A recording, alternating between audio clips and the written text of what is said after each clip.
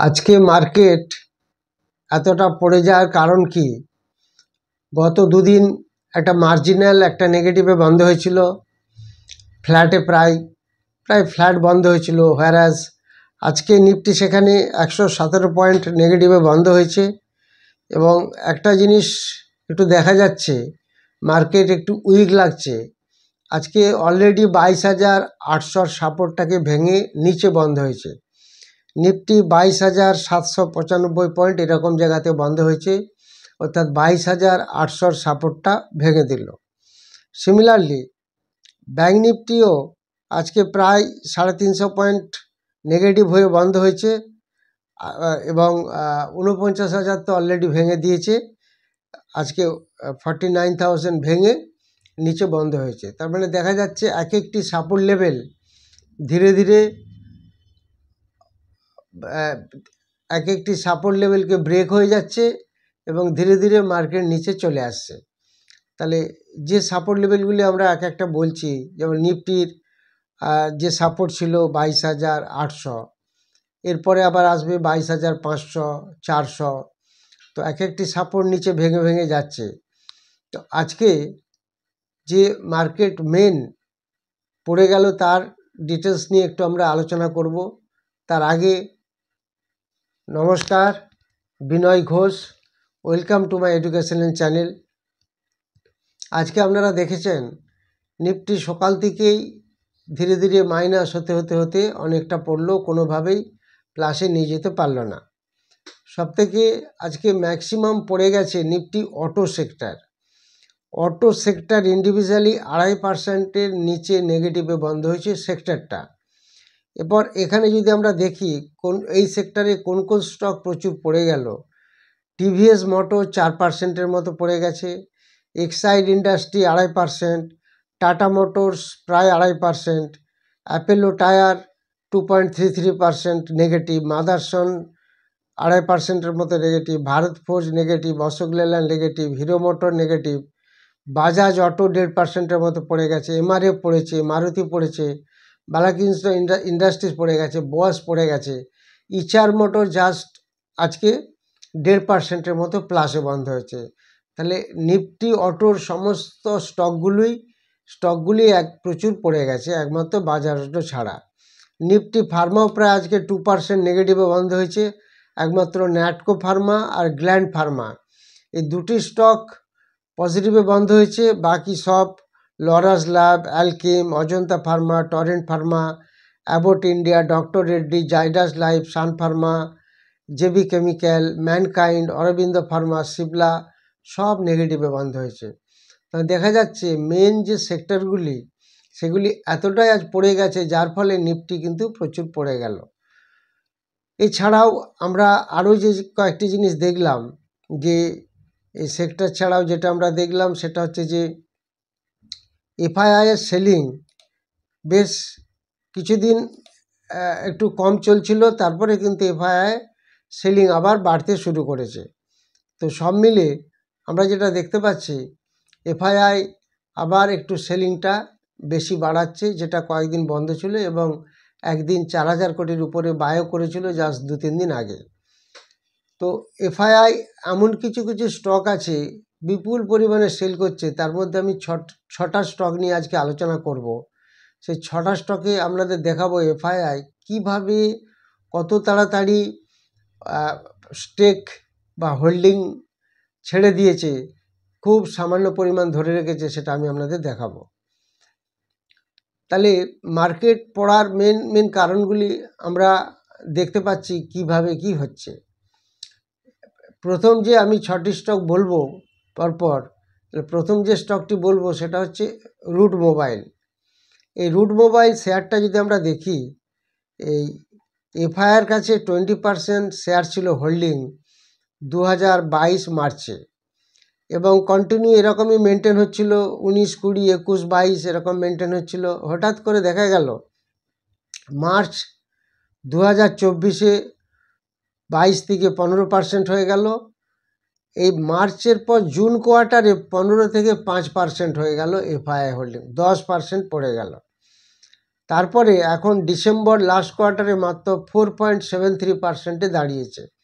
তাহলে continue holding ছাড়তে ছাড়তে এফআইআই অলরেডি রুট মোবাইলে প্রচুর কমিয়ে দিয়েছে।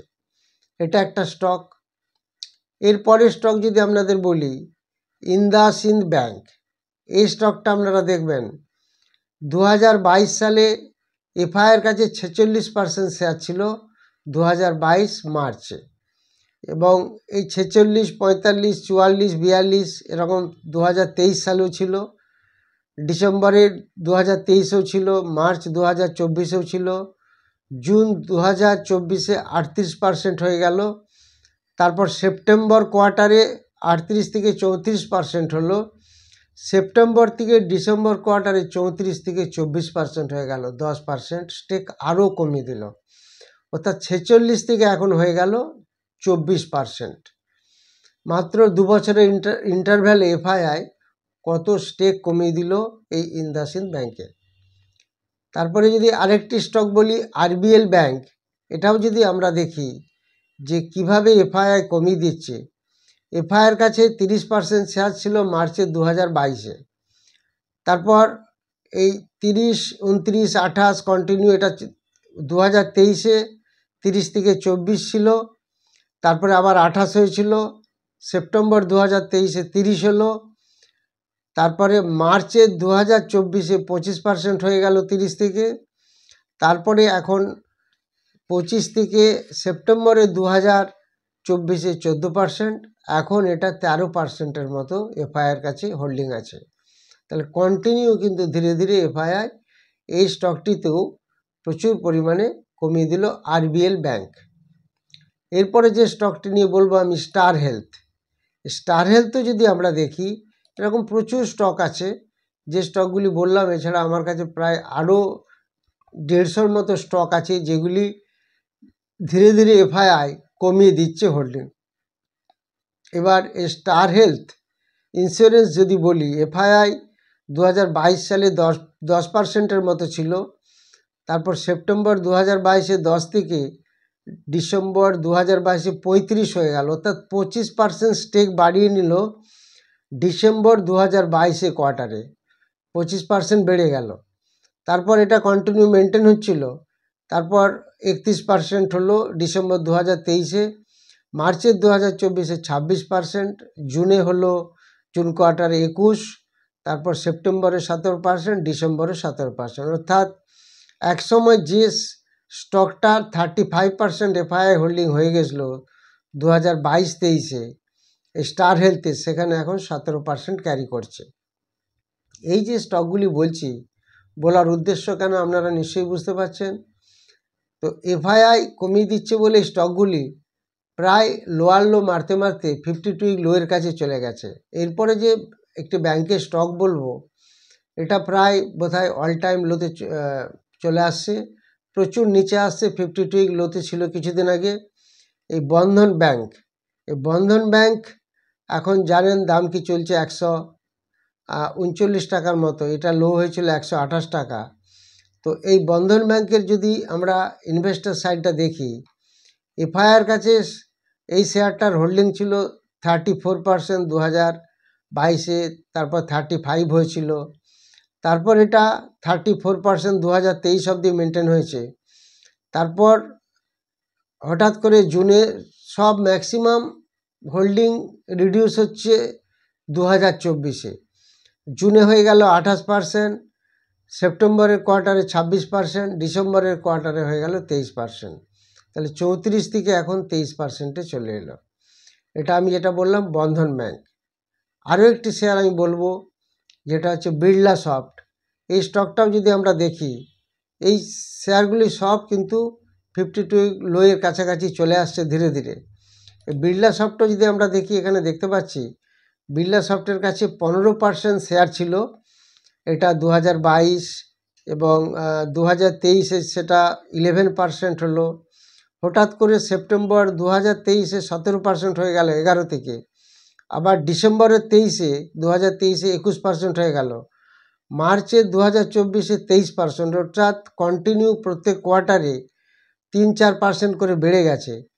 তারপর মার্চ 2024-এর পর জুন 2024-এ এটা হয়ে গেল 23 থেকে 18, সেপ্টেম্বরের কোয়ার্টার হয়ে গেল 11, ডিসেম্বরও এখন 11-র মতো চলছে, অর্থাৎ এই বিড়লা সফটের। তো আলটিমেটলি এই যে এফআইআই কন্টিনিউ এটা ধীরে ধীরে তাদের স্টেক বা হোল্ডিং কমিয়ে দিচ্ছে। তার আগে দেখা গেছে যে 3-4 বছর আগে এফআইআই যখন ঢুকেছিল তখন শেয়ারের দাম প্রচুর কম ছিল, এগুলো আমরা সবাই জানি। যাই হোক, এই কারণে ধীরে ধীরে মার্কেট অনেকটা পড়ে যাচ্ছে। আপনারা কমেন্ট সেকশনে অনেকে কমেন্ট দিয়ে পাঠিয়েছেন, সেগুলো আমি বলবো। তার আগে যারা 23 মার্চ অফলাইন ব্যাচে শেয়ার মার্কেটের ক্লাস করতে চান, যেটা লাইভ মার্কেটে ক্লাস হয় এবং অফলাইনে ক্লাস হয় ফেস টু ফেস, যেখানে ফান্ডামেন্টাল, টেকনিক্যাল এবং সেখানে প্রাইস অ্যাকশন, চার্ট প্যাটার্ন, বিশেষ করে অপশন মার্কেট শেখানো হয়। অপশনের উপরে বেশি জোর দেওয়া হয়, কেননা খুব কম ইনভেস্টমেন্টে বেশি রিটার্ন পাওয়া যায় এবং সেটাকে খুব ভালো করে শিখতে হয় অপশন মার্কেট। অপশন মার্কেটের একটা প্লাস পয়েন্ট হলো মার্কেট বাড়ুক বা পড়ুক, এফআইআই চলে যাক বা এফআইআই আসুক, তাতে করে কোনো প্রবলেম হয় না। অপশন মার্কেটে এই অ্যাডভান্টেজটা পাওয়া যায়। কিন্তু আবার ডিসঅ্যাডভান্টেজ হলো যারা টিপস নিয়ে বা যারা না বুঝে, না জেনে, না শিখে কাজ করে, অপশন মার্কেটে 90% লোকের লস হয়ে যায়। এটা সেবি কন্টিনিউ মেসেজ দিয়ে যাচ্ছে, অপশন মার্কেট না জেনে, না বুঝে কখনোই কেনা বেচা করবেন না। এছাড়া 23 মার্চ আরেকটি ক্রিপ্টোকারেন্সির ব্যাচের ক্লাস শুরু হবে, যেটা অফলাইন ব্যাচ। আপনারা জানেন ক্রিপ্টোকারেন্সি এখন একটা প্যাসিভ ইনকাম হিসাবে প্রত্যেকে এটাকে অ্যাকসেপ্ট করছে। এটিকেও ভালো করে জেনে বুঝে শিখতে হবে, বিকজ ভোলেটাইল খুব। তবে এখানে এফআইআই চলে যাওয়ার কোনো ব্যাপার নেই, এটা হচ্ছে সবাই এখানে এফআইআই, এটা সারা ওয়ার্ল্ড ওয়াইড চলে, এটা একটা গ্লোবাল মার্কেট, 24 ঘন্টা চলে। সেই 23 মার্চ দুটি ব্যাচ চালু হবে, একটি স্টক মার্কেট এবং একটি ক্রিপ্টোকারেন্সি। যারা কমেন্ট দিয়েছেন ইউটিউব চ্যানেলে, তাদের কমেন্টগুলি আমি আজকে বলছি এবং আপনারা আবার কমেন্ট দিতে থাকবেন, আমি পরপর ভিডিওতে বলে দেবো। মিস্টার উৎপলেন্দু পাল জানতে চেয়েছেন মিষ্টান ফুড। দেখুন, মিষ্টান ফুড এফআইআর কাছে প্রচুর শেয়ার ছিল, 5% থেকে এখন 1%-এ চলে এসছে। এছাড়া এদের একটা বড় স্ক্যাম হয়েছিল, আপনারা নিশ্চয়ই জানেন, তার ফলে মিষ্টান ফুড অনেকটা পড়ে গেছে। তারপরে মিস্টার নিমানন্দ মিশ্র জানতে চেয়েছেন এনএফএল মানে কি নাগার্জুন ফার্টিলাইজার লিমিটেড নাকি ন্যাশনাল ফার্টিলাইজার। যাই হোক, আমরা যদি ন্যাশনাল ফার্টিলাইজার হিসাবে এটাকে ধরে নিই, আপনারা একটা কাজ করবেন, দয়া করে আপনারা পুরো স্টকটির যদি নাম লেখেন তাহলে খুব সুবিধা হয়। নাহলে এই যে এনএফএল মানে দুটোই বোঝাতে পারে, নাগার্জুন ফার্টিলাইজারও বোঝাতে পারে, ন্যাশনাল ফার্টিলাইজারও বোঝাতে পারে। তো পুরো স্টকের নাম বলে দিলে খুব ভালো হবে। এনএফএলের একটা সাপোর্ট থাকছে 82, ফার্স্ট সাপোর্ট এবং সেকেন্ড সাপোর্ট থাকছে 70। তবে এই এনএফএল স্টকটিতে এফআইআই ডিআই কিন্তু দুজনে স্টেক বাড়িয়েছে, এটা খুব ভালো news. Next mister BK coil জানতে চেয়েছেন কেসার ইন্ডিয়া নিয়ে যদি কিছু বলেন তাহলে ভালো হয়। এটা কেসার ইন্ডিয়া এখন 642 টাকার কাছাকাছি দাম চলছে। এর একটা সাপোর্ট আমরা রাখতে পারি 611 ফার্স্ট সাপোর্ট, আর 545 রাখতে পারি একটা স্ট্রং সেকেন্ড সাপোর্ট। ডিআইয়ের কাছে কোনো শেয়ার নেই, তবে এফআইআর কাছে 18%-এর মতো শেয়ার আছে, খুব সামান্য পরিমাণ একটু কমিয়েছে। মিস্টার যশোদেব দাস জানতে চেয়েছেন হার্ডউইন ইন্ডিয়া নিয়ে যদি কিছু বলেন তাহলে ভালো হয়।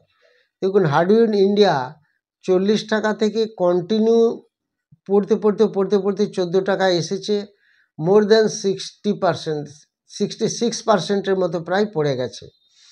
ডিআইয়ের কাছে কোনো শেয়ার নেই, এফআইআর কাছে 0.48 ছিল, এখন 0.07 হয়ে গেছে। মিস্টার অনিমেষ কুমার বিশ্বাস লিখেছেন হিন্দুস্তান বাজাজ সুগার নিয়ে যদি কিছু বলেন তাহলে ভালো হয়, অ্যাভারেজ করা যায় কিনা, আমার অনেক উপরে কেনা আছে। দেখুন, হিন্দুস্তান বাজাজ সুগার বলে কোনো শেয়ার নেই, বাজাজ হিন্দুস্তান সুগার এটা একটা কোম্পানির নাম আছে। সেই জন্য আপনাদেরকে রিকোয়েস্ট, পুরো নামটা ঠিকঠাক করে দেখে লিখলে আমাদের বলতে একটু সুবিধা হয়। এটা যদি হিন্দুস্তান বাজাজ সুগার না হয়ে যদি বাজাজ হিন্দুস্তান সুগার হয়, আপনি আবার ফার্দার এটাকে কমেন্ট সেকশনে লিখে দেবেন, আমি সেটা বলে দেবো, কারণ কোশ্চেনটা ইনকমপ্লিট আছে। মিস্টার কৌশিক ঘোষ জানতে চেয়েছেন HSBC small cap growth fund. দেখুন, অ্যাকচুয়ালি আমি মিউচুয়াল ফান্ডে খুব একটা দেখার টাইম পাই না, যদিও মিউচুয়াল ফান্ড একটা বড় ভাস্ট সাবজেক্ট, যেহেতু স্টক নিয়ে বা ক্রিপ্টো নিয়ে কাজটা ম্যাক্সিমাম করি, যার জন্য মিউচুয়াল ফান্ড দেখার মতো খুব একটা সময় পাই না। সরি ফর ইয়োর কোশ্চেন, আমি খুব দুঃখিত যে আপনার আনসারটা দিতে পারলাম না। নেক্সট জানতে চেয়েছেন Subrata Ghosh, please discuss about Indus tower.